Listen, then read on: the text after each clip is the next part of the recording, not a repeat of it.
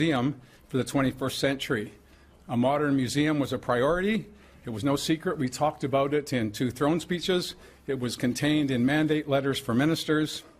We're committed to taking action to ensure that we protected our collective history, not just for this generation, but for generations to come. We made choices based on the best information at hand, and we thought we had it right. Clearly, we did not. I have heard the people of British Columbia quite clearly that we were making the wrong decision at the wrong time. Today, I'm announcing that we're stopping the project and we're going to go back to the drawing board, asking the board and the CEO and the team at the Royal BC Museum to engage the public fully to ensure that we can come back and have a positive statement that all British Columbians can get behind. The museum will continue operating into the fall. That includes the IMAX Theatre, the gift shop, and the ever-important food trucks will continue to operate in and around the campus that houses the Royal BC Museum. I've always tried to put the best interests of British Columbians first and foremost in everything that I do, and that involves listening to what people are saying. It's my responsibility to say to you today that I made the wrong call. That's not to say that the work that needs to be done at the RBCM should be suspended indefinitely.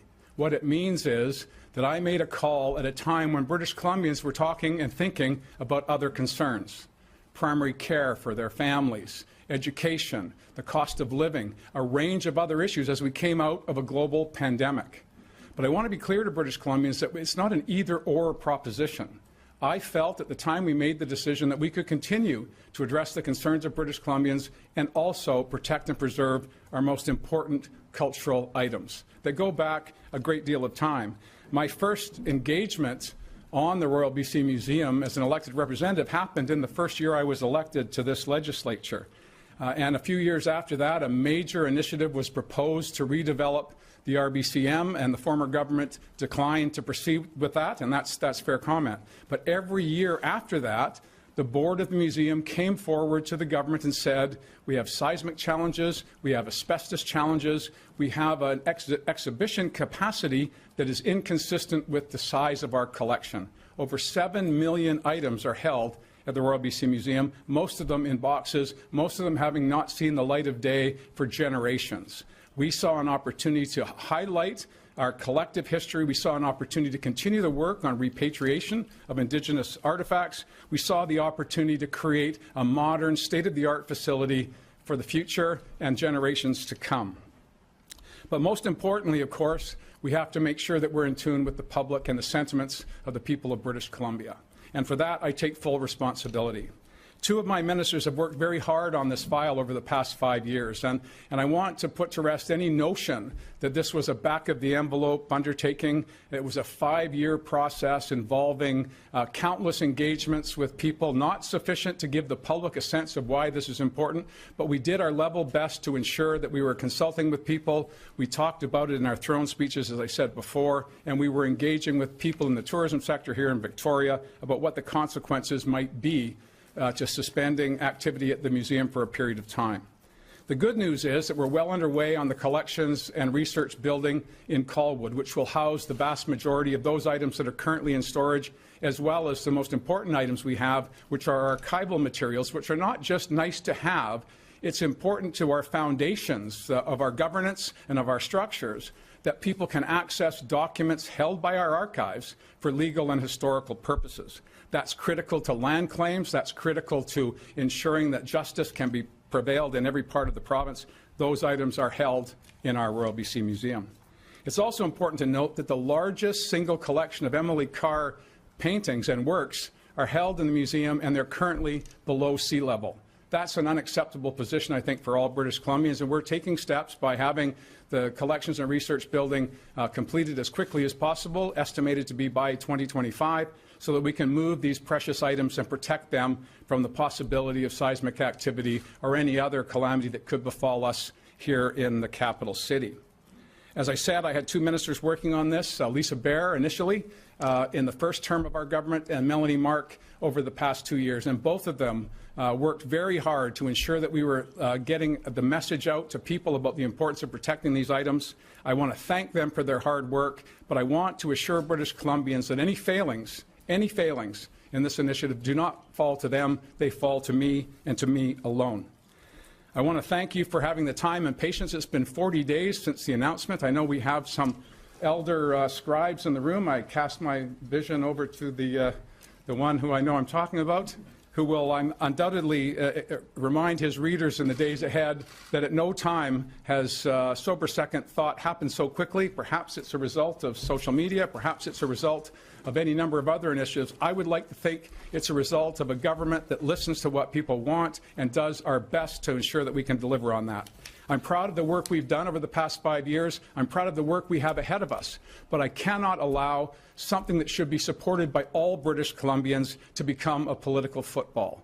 It should not be a partisan question. Regardless of how you vote, regardless of where you live in British Columbia, you should be proud of our collected heritage going back for time immemorial to the advent of new settlers coming to British Columbia from every corner of the world.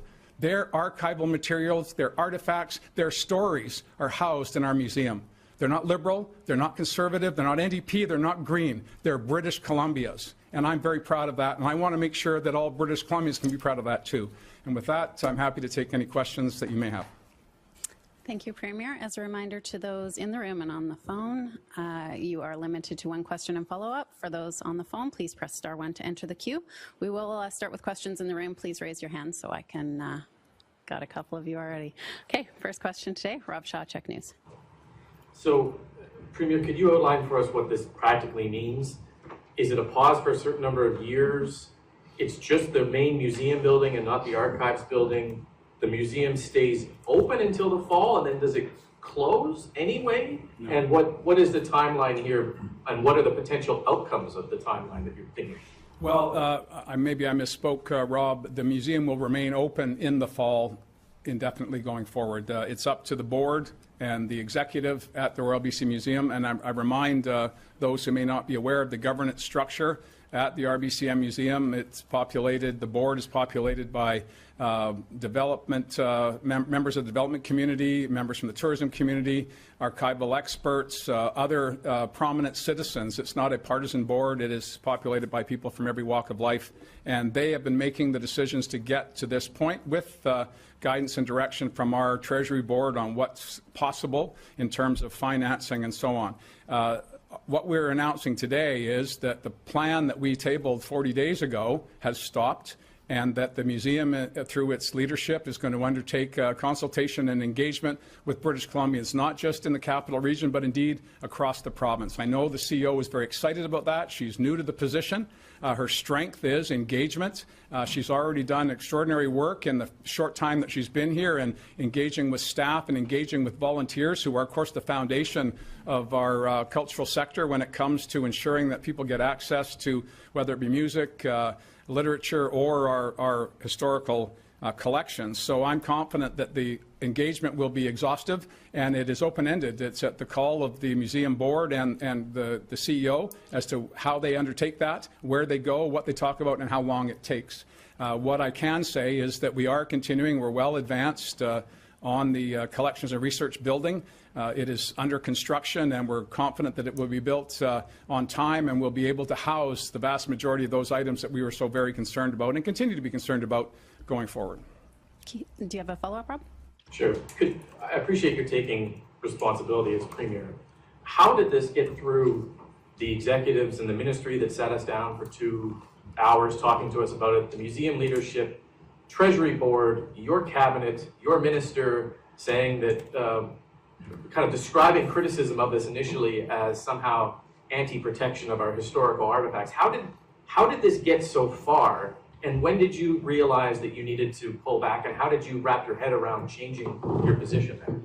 Well, I maintain that based on all of the variables that have been made abundantly clear through the business plan, and I'll remind those who are unfamiliar with this, we're still waiting for a business plan on the Port Mann Bridge. The business plan for the Convention Centre was produced after 2 Auditor General reviews. This business plan was tabled within a week of the announcement. We took 5 years to try and find the best way forward to rebuild and reimagine the museum in its existing location, and also meet the challenges of trying to do a renovation in a building that had massive amounts of asbestos, basically a hazmat site once you start cracking open the walls. Not today. I want to assure those who will be visiting the museum that they will be safe. However, as you're doing renovations in an environment like that, you're going to have to close certain sections of the museum. So we looked at the plan. Again, it wasn't over a weekend. It wasn't over a year or two. It was a 5-year undertaking on top of all the work, quite frankly, that the previous boards and previous CEOs had done since 2005, again, when my reckoning of this became apparent. So we did the best we could to put forward the best plan possible. I support the plan. What I don't support and what I can't allow to happen is for the public to believe that this is somehow an abdication of responsibility on other files. It's not an either-or. We were doing the largest investment in education capital in BC history, building out SkyTrain lines east and SkyTrain lines west in our major urban centre, new hospitals, a whole host of other investments with capital dollars. And the museum represented about 1% of the annual capital budget over the 8-year construction period. So it was, how did it get to that point? We felt it was the best possible outcome. What we miscalculated and what I take responsibility for is that the public did not come on that journey with us. I, of course, as the head of cabinet, have been getting updates on this and any number of other files over the past 5 years. The public was not. And with all of the other challenges that they are facing in their daily lives, gas prices, food prices, rent, mortgage payments, the prospect of increased interest rates, challenges in healthcare, the public felt that we were putting all of those to one side just to focus on the museum. That wasn't the case, but that was the perception. And I just did not want this very important institution to become something to be kicked around as part of a laugh line at a dinner party or at the soccer field, when it needs to be embraced as something important to all British Columbians and indeed all Canadians. And so I believe the right way to go is to step back, take responsibility as the head of the government, and see where the consultation takes us. Next question is from Binder Sajan, CTV.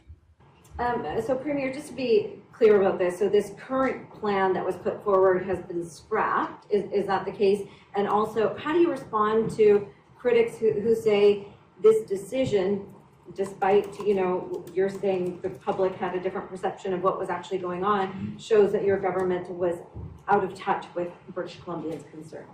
Well, let's put ourselves in context, Binder. We've just come out of a global pandemic. Traditional consultation processes are often done in town hall meetings, renting halls, having people attend, make direct interventions. You go to any council chamber in British Columbia, public hearings are held where people come out and they state their views. When you're doing online engagements, which we had to do through the pandemic, it's difficult to ensure that you're getting your message out to the greatest number of people. You make expectations based on number of clicks and screen views. These things are well beyond my capacity to understand, but I'm sure many people watching at home will understand that it's difficult to gauge what your penetration into the community has been on these issues. What I heard very clearly, and I stood at this very podium less than a week after the announcement and lamented that what I thought would be a positive announcement was greeted with a thud. And from that point on, it became clear to me that we needed to pause this project. It may well be that this plan is the one that the public says, yes, that's the best way forward. But we now have an opportunity when a heightened awareness of, first of all, the importance of the museum to us. Before there was a Ministry of Education, before there was a Ministry of Transportation, at the same time the City of Vancouver was founded in 1866, the province created a provincial museum. It's not something that just arrived in the 60s. It has been part of our traditions and cultures and our legal responsibility for a long, long time. I took that for granted. The public didn't know where we were going. That's all on me.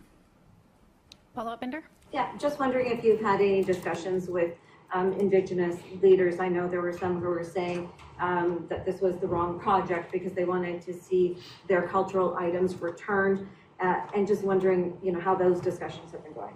Well, Indigenous people aren't homogenous, just like interior residents, coastal residents. Everybody's different. Everyone has a different perspective. Some Indigenous communities are anxious to have their artifacts and their cultural practices taken out of the museum and returned to the territories where they originated. Very true. Others don't have the capacity for that and have been working with the museum since about 2016. We've been funding repatriation initiatives since we came to government, the first time ever, so that we can ensure that those who own the artifacts have access to them either in their territories or have an appropriate space at the Royal BC Museum so they can practice traditional ways, they can have ceremonies with their artifacts in the museum. And that's been a practice that's been underway for a number of years. So there are going to be different interpretations from different people. As I say, coastal First Nations may have a different view from those in the interior or in the north. I have engaged with a number of Indigenous leaders recently, and there's mixed views on that. So that is also another, I think, a strength of the diversity of British Columbia, whether it be those who have come as a result of the expansion of Europe and the colonization of Canada, or those that have been here for all time. I believe that this is a great opportunity to say, wow, are we the luckiest people in the world? How many people have come to Victoria to see the culture of British Columbia in all of its forms over the past 50, 60 years? A lot. And I want to see that continuing into the future. Next question is from Vaughn Palmer, Vancouver Sun. Thanks. Premier, I got an account last night from a couple of visitors, members of my family, who toured the Provincial Museum. They paid $5 to go in. They said looking for a refund, Vaughn? Yeah, they discovered why it was only $5 because what they found and knew the museum well is that an awful lot of the best known and most famous historical exhibits are already gone. So I'm interested in your comment on keeping it open when there's not an awful lot left to see, and also the decision to tear out all the exhibits starting at the beginning of the year before the government even announced the plan to replace it. Well, as I said, Vaughn, there are 7 million items held by the museum, and some of them have not seen the light of day for generations. So I don't believe there'll be any challenge in filling spaces in the exhibit hall to ensure that there's a very full and comprehensive flavor of all of the history and tapestry of what makes British Columbia so unique. We did start with the Old Town, which of course you will know these are dioramas that were created in the 60s and 70s, very much outdated. That type of, if you want to see an Old Town, as I said throughout the pandemic, take a trip to Barkerville, take a trip to Fort Steele, go to those places in British Columbia that are continuing to exist from the 1850s and beyond. The dioramas, the reconstructions of our historic elements through Old Town can and will be shown in different forms. But they were part of the asbestos challenge. They were very delicately removed, and that space will now be available for new exhibits as the museum begins its engagement process.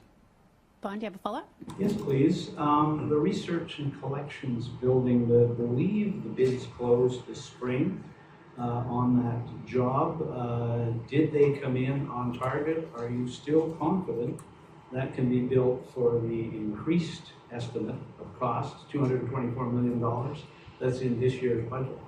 I'm confident that the information that I made available to the people of BC through my budget estimates is accurate.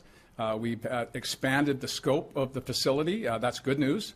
And we believe that we can build it on the budget that we advertised. Next question is from Keith Baldry, Global News. Not to belabor the point, but back to Rob's second question. You've been around a long time. You've got a lot of seasoned pros in your cabinet, on your staff, in the civil service.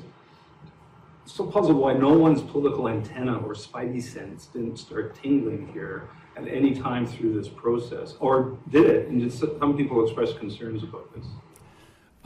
No one expressed concerns. My colleagues didn't express concerns to me directly, nor did the professional public service. The evidence is abundantly clear that there needs to be a refresh in the Royal BC Museum. We can't avoid that fact. So I don't believe anyone was surprised that the cost was going up because we were trying to do many things in the same location while we were packing the boxes. And again, I want to remind people that these items you can't just roll a U-Haul up to the loading dock and and pack up some boxes and throw them in and take them somewhere. It takes time, it takes sensitivity, and so the decommissioning was a longer period of time than I would have thought helpful. But again, I can't argue with the experts who are dealing with priceless items, and how they managed that was left in their hands, as it should be. And I'll take the opportunity to thank the staff at the museum for their dedication to their work, and to the people of BC protecting these items, as they have been doing, many of them for decades. So I lift my hands to them. But I wasn't, Keith, no one came to me and said, holy cow. Obviously, the sticker price was high, but we've seen that escalating in many other areas as well, not just in British Columbia, but across the country. So we felt we could manage that. We have our debt-to-equity ratio. Our ability to borrow in British Columbia is the strongest in the land. Our credit rating is very strong. Our economic management has been applauded by those who lend money. So it wasn't a challenge for us on those terms. So in that sense, there wasn't an alarm bell going off. And we spent literally 5 years doing this. When we came to government, there was a report that had been commissioned by the former government on the desk of the finance minister. And that is what started this journey. And it's ending today. But the good news is that it's starting anew. And I'm very excited about the level of understanding that the public now has of the RBC Museum. This is a positive thing in my view. I'm relentlessly optimistic, and I do believe that we will now have a thorough engagement with people, and we can potentially see costs come down as new ideas come forward. Is the location the only location for a museum? Will we decentralize as a response to an earlier question about whether we stimulate more activity in rural areas and taking some of these artifacts and returning them to the territories where they came from, whether they're Indigenous or otherwise? So I think there's great opportunity to reduce costs as a result of these conversations. If we stick with the same plan, which is very much open to discussion, I would likely see increased costs over time, but let's test that through the consultation process. Follow-up, Keith? So you've likely diffused this issue, sticking the pin back in the grenade, but another one's going to land this afternoon, and that's the BC Jury strike vote results, which will set in motion a number of other likely strike votes. How concerned are you that suddenly a very large and fast-speeding train's barreling down the track of your government? Well, Keith, there's been a lot of trains coming down my track over the past 5 years. We've done our best to manage them as they come forward, and I've always maintained that the best government is the government that manages issues as they arrive, dealing with events as they emerge. We are in negotiations with hundreds of thousands of public sector employees, not just the BC Government Employees Union, but healthcare workers and others, education teachers, education workers. So we are doing our best to keep the wage costs down, but also acknowledging that in a time of high inflation and a time of uncertainty, that the expectations at the bargaining table are going to be high. But bargaining is what it is, and strike votes are a part of that.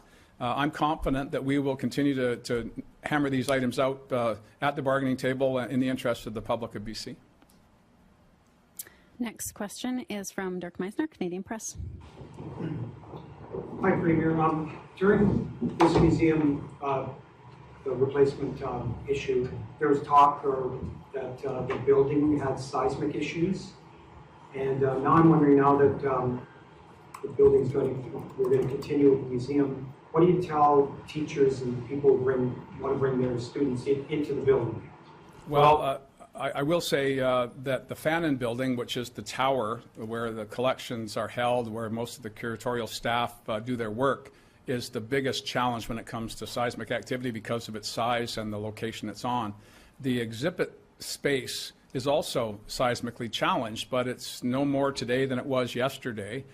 We've had hundreds of thousands of kids have been entertained and informed by going through the various exhibits over many, many decades, myself included. I can remember my first visit as a kid to the museum and my absolute infatuation with the exhibits and wanting to go again and again and again, much to the displeasure of my mom. There was other things I could or should be doing. So the museum is an important place, and certainly for children particularly, to capture their imagination. But it's also a time when we move away from the dioramas of my youth to the digital exhibits of today's youth. Most of the kids that I engage with today have an iPad, and they are engaging and getting stimulated by inputs that are digital. And one of the advantages of opening up the boxes and then moving them to the collections and research building is that we can digitize these items and have them online, so that not just Canadians but people around the world can have a little glimpse of our corner of the universe, and that's exciting as well. But the announcement today does not change the fact that the building that houses our 7 million artifacts and archival materials is seismically unsafe, as is, I would argue, the building we're standing in right now. We are the inner harbor. I don't see anybody running for the door, but the inner harbor of Victoria is landfill. The building we're in was built on that, as was the Royal BC Museum. No activity is underway to seismically improve this building. We felt the time was right to address the museum. We'll have that conversation through the board and the chair, the CEO of the museum over the next number of years, months or years, and we'll see where we go from there. Go ahead, Dirk, follow up. Yeah, one more question. And during this event this afternoon, you've come out and basically said this decision is my decision, and my response, I take responsibility. Sorry.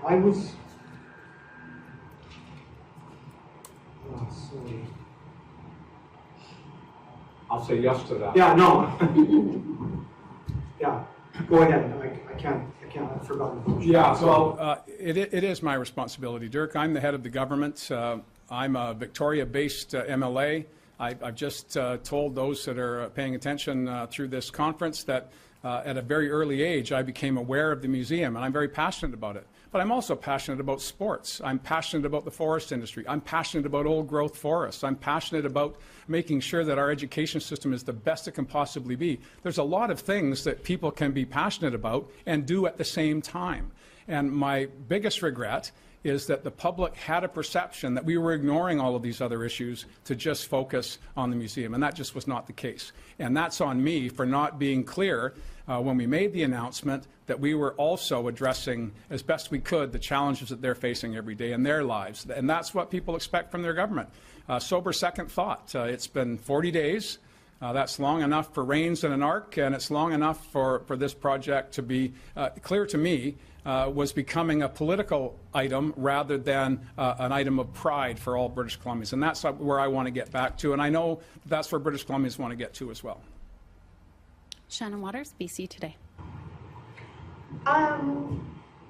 Yeah, I guess just going back to some of your comments during estimates around this project and saying that now is the time to do it because waiting will mean the costs go up, and costs seem to be part of people's concerns about the plan that your government announced. So I guess, do you see the concern about the amount of money that will likely be spent on this project being addressed in the consultation that goes forward? Will there be a more affordable option, or an option that, maybe doesn't come with quite such a high price tag by the time a decision is made, especially when there's no timeline to reach that decision? I'm confident that the public spoke loudly on this very quickly, and I'm hopeful that as many people who express disappointment with this plan will have ideas of their own that will reduce costs. There are a range of options that we looked at getting to the point where we made the announcement that involved a whole bunch of alternatives. I don't believe that a partial rebuild is appropriate. I used an example, I think, during my estimates that you don't invite house guests to spend a couple of weeks in the front room while you're demolishing the bathroom. It's just a bad idea from a personal perspective and from an interpersonal relations perspective. And you don't invite people to come to your world-class museum when you're tearing down the walls and the people that are doing that are wearing hazmat suits. So, we can have a conversation with British Columbians, and I'm hopeful that less cost options come forward. And it's up to the board who are very passionate about this work, not the plan, but the building and everything that it represents. And so I'm hopeful that we can reduce costs. When I made those comments, it was on the plan that was before us. I've suspended that plan. We haven't gone to procurement. No monies have been spent directly on the recreation or the reimagining of the space. That will be part and parcel of what goes forward. There has been a number of years of deferred maintenance because there was an expectation. Again, we announced in 2 throne speeches that we were doing this work. This, again, might tell us that when we do throne speeches that we should find some other way to amplify what we say rather than leaving it to the opposition to say it's nothing. Well, apparently it is something. So I don't know. I'm hopeful that the consultation will get a better outcome, and I think British Columbians are too. Shannon, follow up? Yes, I wanted to ask about a different topic. BC is one of the few provinces that is still basically restricting second booster shots for COVID to people 70 and up, with a few exceptions. Several provinces have opened it to all adults. Others, the cutoff is 50 years old. And recently, the provincial health officer suggested that one of the criteria for getting a booster right now is being someone in your 60s who's planning to go on a cruise, and that it's up to individual British Columbians to sort of make the case for their eligibility for a fourth COVID booster. What do you think about that process? Do you think that's a good way to be delivering protection for people against COVID? Well, I'm not going to characterize your interpretation of Dr. Henry's comments. I do know that in my engagements with Dr. Henry, she's wanting to ensure that as many people as possible access booster shots. And I know that I'm going to be taking advice from her directly rather than through press conferences here today. Next question is from Rob Buffum, CTVVI. Well, hi, Premier. I just wanted to drill down, if I could, really sort of, I think, confirm Vinder's characterization of the plan being scrapped. I heard you mention that it's being suspended. Bottom line, there's going to be engagements. Is anything on the table? Could we have the exact same plan? Could it be in different parts of the province? Maybe not where it is now. You said you didn't support a rebuild. Is anything possible? Where are we at? I don't support a renovation. I think that's will short circuit the process that we need to get those materials into a safe location. That speaks to the seismic issues. It speaks to the asbestos and other hazardous materials questions. And again, I want to reassure the public that asbestos is contained. It's only when you do a renovation that potential risk is exposed.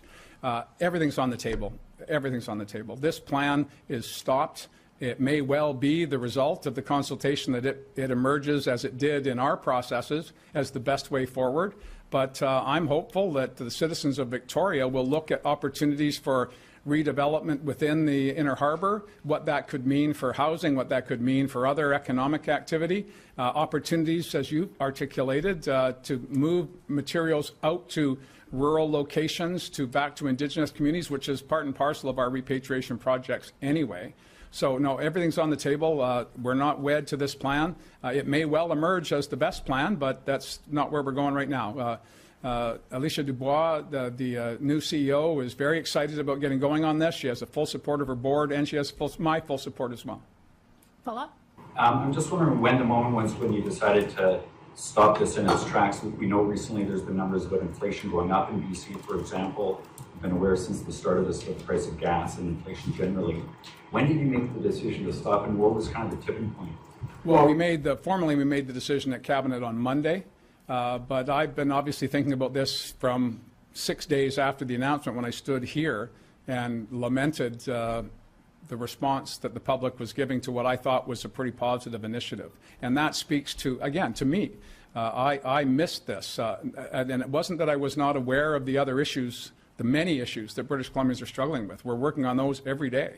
It wasn't an either-or situation. It was, okay, they've done 5 years of work. We've got approval through Treasury Board to apportion the monies to do the work. We're still building more schools than ever before. We're building hospitals. We're building public transit. We're improving roads and doing all of the things that you do when you're investing in your public infrastructure. This seemed to me to be another component of that. As I've said, 1% of the overall budget over the 8-year period. So it seemed to me that people would receive this positively, and they did not, with very loud response. And so I've been ruminating over this on a personal level. I've been engaged in my email box. I've been talking to my colleagues from around the province, to Indigenous leaders, to business leaders and others. And it became, in my mind, too important an issue to leave to, as I said, a laugh line at a dinner party or at the hockey rink. We need to engage in this issue about how do we protect that we've been stewarding since 1886. How do we make sure we're doing it into 2086? And that involves all of us engaging and finding the best way forward. We'll take one more question from the room. Katie DeRosa, Vancouver Sun. Thank you, Premier. The StatsCan released inflation numbers. BC is at 8.1%, which is higher than the national of 7.7%. You said in April that Finance Minister Robinson was doing something to deal with this inflation. Now it's at record levels. When will we see that plan? Well, I would say, thank you for the question. I would say that when the question was asked in April, we were below the national average, and now we're above. Inflation is an international problem. That's not to diminish the impact it's having on citizens here in BC. The federal government has announced some initiatives that they have at their disposal to try and dampen down inflation. We see activities in the United States as well. That would have an impact on BC goods and services. But Minister Robinson is going to be presenting her findings and the work that I've asked her to do shortly. Follow-up, Katie? Yes, shortly. I mean, do we have a timeline for how soon that can This is complex work, as was the Royal BC Museum. I don't think people want us to be knee-jerk about this. We want to be thoughtful. We want to make sure. Some have argued, some economists argue that too much stimulus into the hands of people will be inflationary. Others are concerned about stagflation. I'm concerned about both of those things, as I should be and as British Columbians should be. And I've charged the minister with doing the work, and she is meticulous, and we'll have more to say shortly. We have time for one more question on the phone line. Les Lane, Times columnist. Well, thanks. Premier, how can you insist that there was full consultation and that there was no secret that you were going to tear down the museum and spend 7-8 years building a new one, when obviously the main kind of point of the negative reaction was the incredulity and the total surprise? Everyone was blindsided by the concept. You've insisted throughout that there was consultation on this project, and at the same time you're saying that this stall is going to be devoted to more consultation. Didn't you blindside people with this project, and isn't that the fundamental reason why everybody hated it? Well, two throne speeches, Les, and I would have assumed as the preeminent columnist in the local journal of record that you would have read or at least heard those throne speeches, and you would have been surprised that the government was focusing on revitalizing the Royal BC Museum. You were covering this issue over the 16 years of the former government. You would have known of the redevelopment plan in 2008, 2009. We did engage with the public. Clearly it was inadequate, and that's why I'm putting a pause at stopping this project and going back to the public with a renewed understanding of the importance of it to the public and hoping to get a better outcome. Les, do you have a follow-up? On the everything that I've heard you say today, in my mind, just guarantees there's no possible way on earth that you can rebuild the Royal BC Museum on the existing site. The stuff you've said about costs and hazmat suits and the seismic risk in the inner harbor, the only way to contain costs and prevent an 8 or 7 year closure is to build it somewhere else. Is that correct? Well, your impossibility is your interpretation, Les. There will be if it's built on the same site, there will be a closure. There's no question about that. But there are other options. You've suggested one in your question. Perhaps it can be built elsewhere. We were going to be announcing roving exhibits. That will still happen, I assume. That's up to the board and the CEO to continue on with that component of the plan, which was to get some of the items out and on the road so people could see them. And as I said, if we are moving more artifacts back through repatriation or through other mechanisms to communities, then that will mean that we can diminish the size and scope of the facility here in Victoria. So I would, instead of taking the cynic's view, I would take the optimist view, which is my nature, and that this is an opportunity to reimagine the Royal BC Museum, which has been with us since 1886. It's an opportunity for us to ensure that 100 years from now, people will be able to celebrate our collective history. I think that's a pretty good deal. That's all the time we have. Thank you for joining us.